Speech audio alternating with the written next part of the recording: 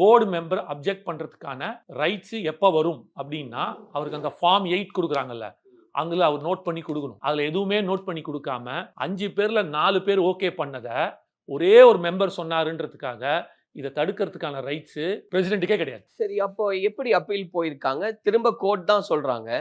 Court ஒரு நியாயமான ஒரு கேள்வி கேட்குறாங்க.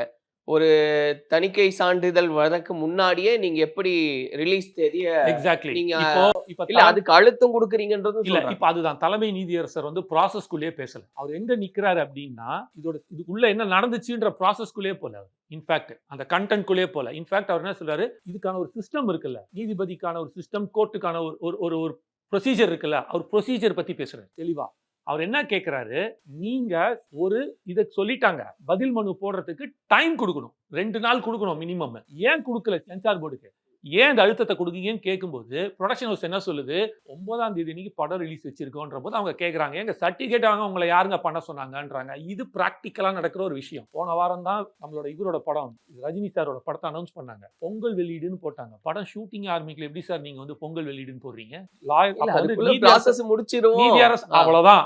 அதுதான் இதுவும். இப்போ எதுக்காக இவங்க போனோம் அப்படின்னா, இவங்க என்ன போட்டிருந்தாங்க, இப்போ நான் உங்ககிட்ட எதை படிச்சேன், இது வந்து ஆஷா நீதியரசர் கொடுத்த ஸ்டேட்மெண்ட், ஜுடிஷியல் ஸ்டேட்மெண்ட். இது சும்மா வாய் வார்த்தையில, இது ஜுடிஷியலா அப்லோட் ஆன மேஜிஸ்ட்ரேட் கோர்ட்ல வந்து வந்திருக்கிற ஸ்டேட்மெண்ட். இதுதான் வந்து நேற்று நைட் அப்லோட் ஆகிருக்கு. இதுதான் நான் எடுத்து படிக்கிறேன். அப்ப இதுல எல்லாமே கரெக்டா இருக்குல்ல. இப்போ என்னோட கேள்வி என்னன்னா, நீ அப்ஜெக்ஷன் தெரிவிக்கிறல்ல, இதை நீ ஏன் ஃபர்ஸ்டே செய்யல? 22ஆம் தேதி ஏன் செய்யல? 19ஆம் தேதியே செய்யல? அந்த ஃபார்ம் 8ல நீ ஏன் இத்தனை 50 கட்டு கொடுத்து பண்ணிருக்கீங்களா? இப்போ புதுசா ஏன் கொண்டு வரீங்க? இது அன்னைக்கு நீங்க செய்ய வேண்டியதான். சொல்லு, பண்ணாம ஏன் போனீங்க? அப்போ எங்கேருந்தோ ஒரு அழுத்தம், யாரோ ஒருத்தர் கொடுக்குறாங்க. யார் கொடுக்குறாங்க? பாஜக.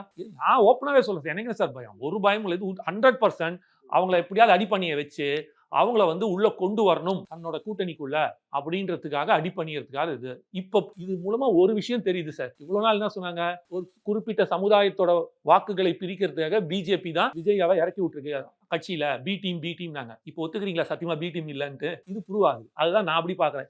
நல்லதுலயும் ஒரு கெடுதலையும் ஒரு நல்லது நடந்திருக்குன்னா, அரசியல் ரீதியாக எங்களுக்கு, அதாவது தாவேக்காக ஒரு நல்லது நடந்திருக்குன்னா இதை நான் பாக்குறேன். சோ இந்த பாயிண்ட் நீங்க வரீங்கல்ல, இப்போ அவர் என்ன பண்றாரு, ப்ரொசீஜர் மட்டும் பத்தி பேசுறாரு. இந்த ப்ராசஸ் அவர் பேசவே விடல. இப்படி ஒரு ப்ராசஸ் நடந்திருக்கு, இதெல்லாம் நடந்திருக்குன்னு சப்மிட் பண்ண முடியல.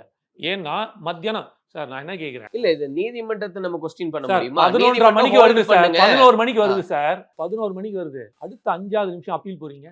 அது இது சொலிசிட்டர் ஆஃப் த இது சுப்ரீம் கோர்ட்ல இருந்து பறந்து வந்து இது போடுறீங்க. ஒரு சினிமா படத்துக்கு சொலிசிட்டர் வருவாரா sir? Solicitor advocate solicitor general வருவாரா ஒரு சாதாரண சினிமா படத்துக்கு? அப்போ எப்படிப்பட்ட ஒரு அழுத்தம் இருக்குன்றத பாருங்க. இப்போ முதலமைச்சர் அறிக்கை வெளியிடுறாரு, ஏன் விஜய் அவர்கள் அறிக்கையை வெளியிட மறுக்கிறார்? முதலமைச்சர் எப்ப அறிக்கை வெளியிட்டார்? நேத்து.